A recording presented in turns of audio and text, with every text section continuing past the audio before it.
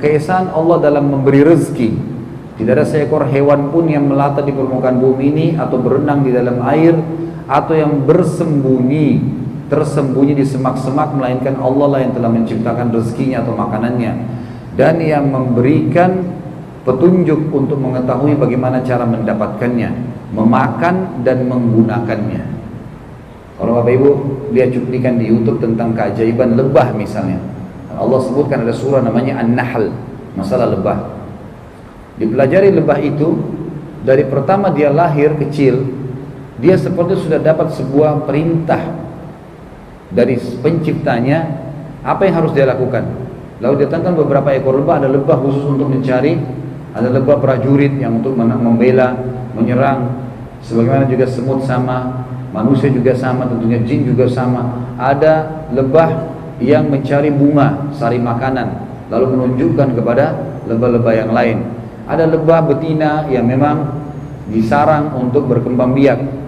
Ada lebah-lebah yang untuk dijadikan sebagai produksi madu dari perutnya pada saat sudah mengambil sari madu, sari bunga dan seterusnya.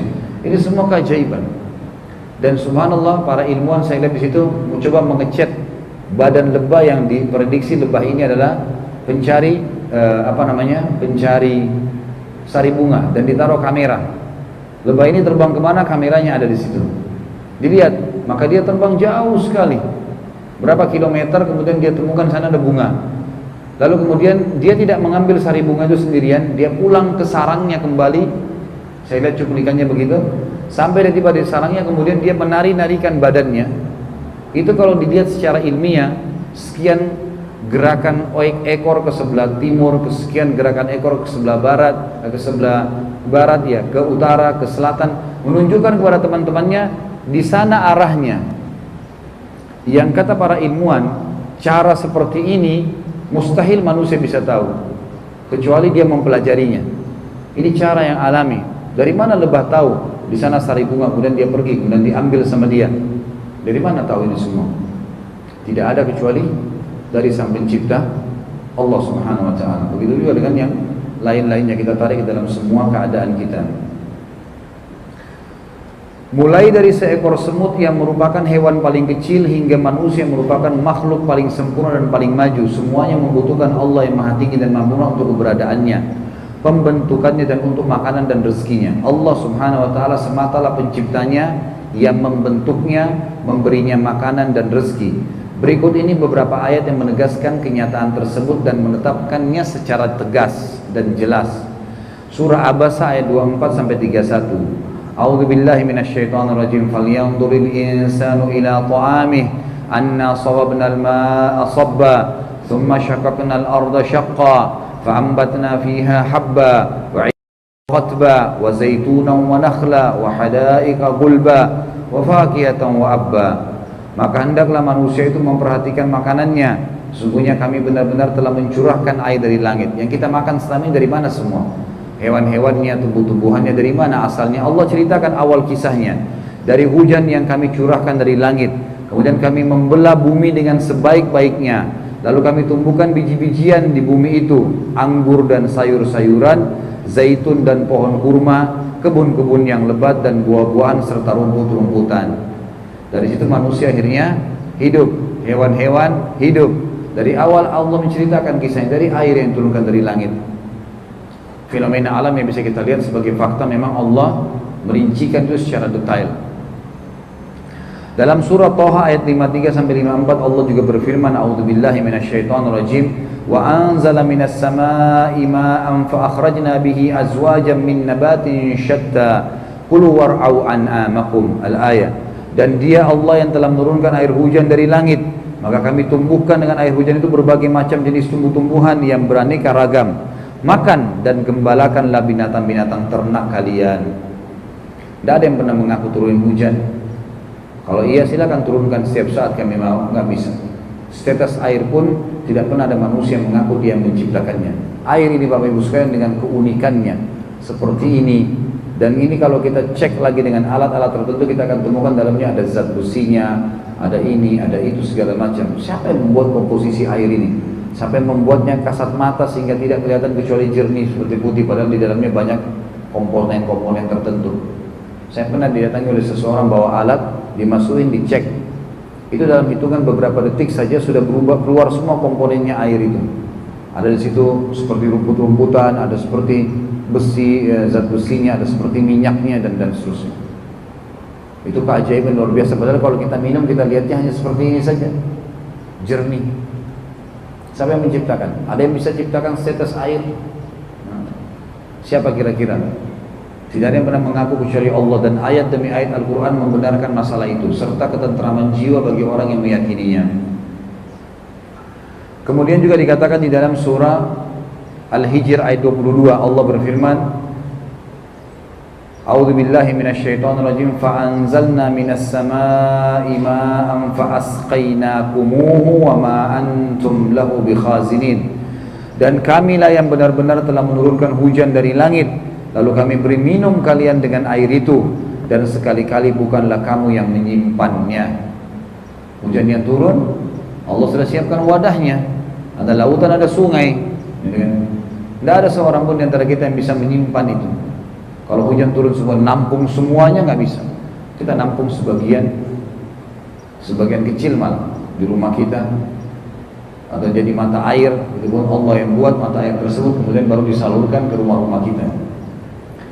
Terakhir di poin kedua adalah secara akal tadi, kalau dia menyiapkan rezeki, dia juga berfirman yang tidak ada pemberi rezeki selain dia dalam surah Hud ayat 6. A'udzu billahi minasyaitonir rajim. Wa ma min dabbatin fil ardi illa 'alallahi rizquha wa ya'lamu mustaqarraha wa mustawda'aha. Al-ayat. Tidak ada seekor binatang melata pun di muka bumi ini melainkan Allah lah yang memberi rezekinya, dan dia mengetahui tempat berdiamnya binatang itu dan tempat penyimpanannya. Apabila sudah terbukti tanpa ada yang dapat menyenggahnya, maka tidak ada yang memberi rezeki selain Allah. Bahwa tidak ada yang memberi rezeki selain Allah, maka hal itu menjadi bukti atas uluhiyah terhadap segala sesuatu. Pernah Ibnu Qayyim rahimahullah, ulama yang masyhur dengan banyak buku-bukunya di Indonesia, sudah banyak diterjemahkan. Itu jalan menuju ke satu tempat, lalu dia lewat di semak belukar, dan dia temukan di semak belukar itu ada seekor ular yang matanya buta. Ketahuannya kena kelopak mata yang terbuka, dua-dua matanya berwarna putih. Ibnu Qayyim mengatakan ular ini sedang buta. Lalu dia bilang dalam dirinya sendiri, saya ingin lihat bagaimana Allah memberikan rezeki ular ini. Lalu diikuti sama dia. Ular itu rupanya tidak merasa kalau ada manusia ikutin. Ibnu Qayyim ikutin pelan-pelan. Ular ini jalan terus dengan mata buta, dia tidak tahu ke arah mana, sampai tubuhnya tersentuh sebuah batang pohon besar. Kemudian dia naik merayap ke atas sampai tiba di batang pohon. Tiba di batang pohon, Ibnu Qayyim bilang, saya angkat kepala saya ke atas batang pohon itu, lalu saya melihat ada seekor anak burung yang sedang membersihkan sayapnya, yang tidak menyadari kalau ada ular di sebelahnya. Ular pun dengan mata buta tidak tahu kalau ada burung, tapi tiba-tiba saja dia mencium bau mangsanya si ular ini, lalu dia menyergap burung tersebut dan dia memakannya. Kata Ibnu Qayyim, segala puji bagi Allah yang telah menyiapkan makanan bahkan untuk ular yang buta matanya. Seorang ulama tabi'in yang lain pernah selesai kerja di kebun kurmanya, capek, letih sekali. Lalu dia berdoa sama Allah, dia keluar dari kebunnya, duduk di pinggir sungai. Dia mengatakan, ya Allah, semoga Engkau memberikan hasil maksimal dari perkebunanku ini. Lalu Allah ingin perlihatkan kepada dia keajaiban. Di depan mata dia di sungai ada batang pohon yang sedang ngapung. Di atasnya ada seekor burung bangau. Burung bangau itu matanya buta, kakinya patah. Di atas batang pohon yang sedang jalan di atas sungai. Apa kata orang ini? Saya ingin lihat bagaimana Allah memberikan rezeki burung bangau ini. Maka yang terjadi Bapak Ibu sekalian, pada saat itu dia tunggu sejenak. Tidak lama kemudian ada burung elang dari jarak jauh terbang mencengkram ikan di dekat batang pohon tadi. Waktu dia terbang kembali, cengkramannya lepas, ikannya jatuh pas depan burung bangau di atas batang pohon tadi. Lalu burung bangau mencium bau ikan, dia tinggal turunkan kepalanya lalu dia memakan ikan itu. Maka dia mengatakan, segala puji bagi Allah telah memberikan makanan terhadap bahkan kepada burung bangau yang buta pun. Apalagi kita manusia. Ada seseorang pernah datang Bapak Ibu sekalian kepada seorang syekh di Saudi, dan dia bilang, saya orang miskin syekh, minta bantuan. Kata syekhnya, kau orang kaya. Dia bilang yang kedua kali, saya orang miskin syekh. Syekhnya bilang, syekh ini kalau kita kiai, ustaz. Kamu orang kaya, kata syekhnya. Ketiga kali orang ini bilang, saya orang miskin Syekh, saya butuh bantuan. Kata Syekhnya, kau orang kaya. Yang keempat kali dia bilang, Syekh, dari mana anda bisa lebih tahu keadaan saya? Saya demi Allah orang miskin, saya lebih tahu keadaan saya. Kata Syekhnya, demi Allah kau orang kaya. Kaget dia. Lalu dia bilang, bisa anda terangkan? Kata Syekhnya, tentu bisa.